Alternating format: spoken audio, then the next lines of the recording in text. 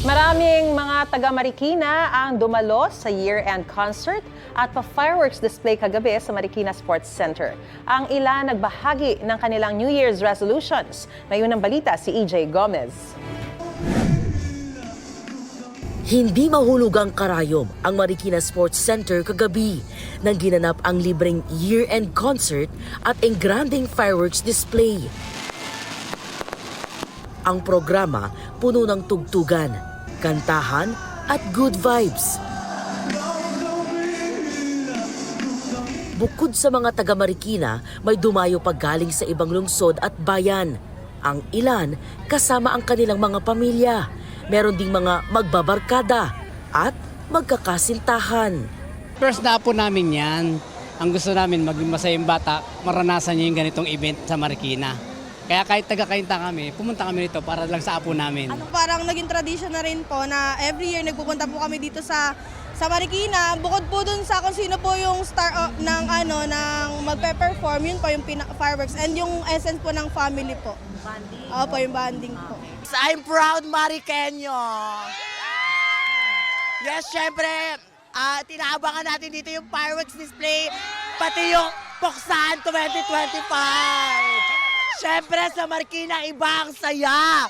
At talaga namang level up sa Marikina. Kaya tara na sa Marikina, makisaya ka na. Total, maaga na nilang sinalubong ang 2026. Inusisa na namin ang New Year's resolution ng ilan. Mga bagay na gusto nilang i-let go sa 2025 at hindi na dadalhin sa 2026.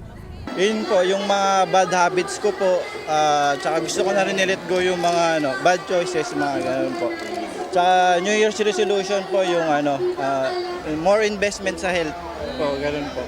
Magbabawas ako ng bisyo kasi kailangan na rin sa edad natin dahil tumatanda, bawas-bawas na po ito. Katulad ng mga pag-iinom ng alak, sigarilyo.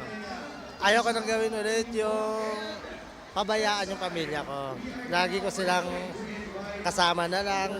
Every time na may rest day kapag pagkatapos ng trabaho, diretso ng pamilya po.